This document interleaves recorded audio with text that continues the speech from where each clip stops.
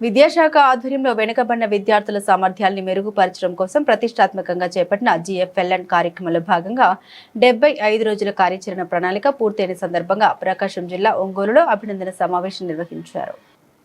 ఇటీవల జిల్లా స్థాయిలో నిర్వహించిన పోటీల్లో దర్శి మండలంలోని ఆదర్శ ప్రాథమిక పాఠశాల ఈస్ట్ వెంకటాపురం చెందిన 3వ తరగతి విద్యార్థిని జంపాల కోమల ప్రథమ బహుమతి సాధించింది.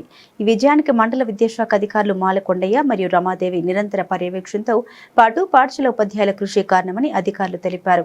ఈ కార్యక్రమం 100% విజయవంతమైందని దర్శి మండల అడిషనల్ డైరెక్టర్ సుబ్బారెడ్డి తెలిపారు. ఈ కార్యక్రమం విజయానికి తోడ్పడిన మండల విద్యాశాఖ అధికారి రమాదేవి తల్లిదండ్రులు పాఠశాల ఉపాధ్యాయుల్ని ఆయన ప్రత్యేకంగా అభినందించారు.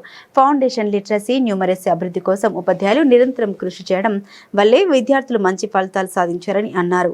అలాగే 2026-27 విద్యా సంవత్సరంలో ప్రతి పాఠశాలలో ప్రస్తుతం ఉన్న విద్యార్థుల కంటే అదనంగా 5 నుండి 10 మంది విద్యార్థుల్ని తప్పనిసరిగా నమోదు చేయాలని సూచించారు.